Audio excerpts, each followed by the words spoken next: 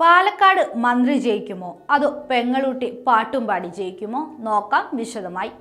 കാർഷിക വൃത്തി ഉപജീവന മാർഗമായി ഏറ്റെടുത്തവരാണ് പാലക്കാട്ടുകാർ. തൊഴിലാളി വർഗ കൂട്ടായ്മകളും കർഷക സംഘവും എന്നും ഇവിടെ സജീവമാണ്.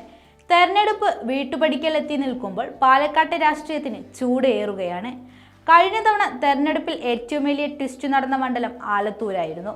രൂപീകൃതമായ അന്നു മുതൽ ഇടതുപക്ഷത്തിനൊപ്പം സഞ്ചരിച്ച മണ്ഡലം കഴിഞ്ഞ തവണ പക്ഷേ വലതിലേക്ക്, അതായത് കോൺഗ്രസിലേക്ക് ചാഞ്ഞു. വെറും ജയമെന്നതിലുപരി 1.5 ലക്ഷത്തിലധികം വോട്ടുകളാണ് കോൺഗ്രസിന് വീണത്.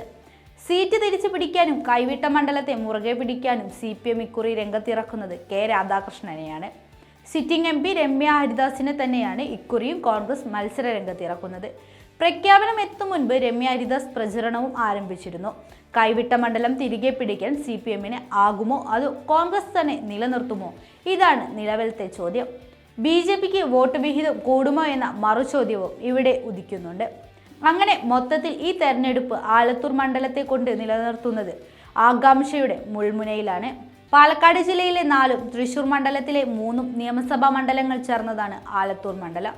2009-ലെ ലോക്സഭാ മണ്ഡലത്തിൽ പുനഃക്രമീകരണത്തിലൂടെയാണ് ആലത്തൂർ മണ്ഡലം.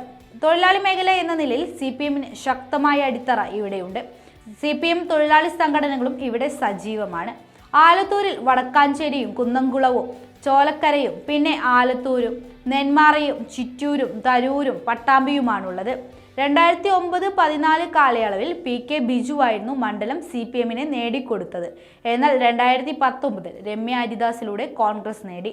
നിലവിലത്തെ സാഹചര്യത്തിൽ ഒപ്പത്തിനൊപ്പമാണ് ഇരു മുന്നണികളും ഇപ്പോൾ നിൽക്കുന്നത്. ഇവിടെ ചെറുതല്ലാത്ത രീതിയിലും കാവ്യകാറ്റ് വീശുന്നുണ്ട്. BDJS സ്ഥാനാർത്ഥിയാണ് BJP ഇവിടെ രംഗത്തിറക്കുന്നത്.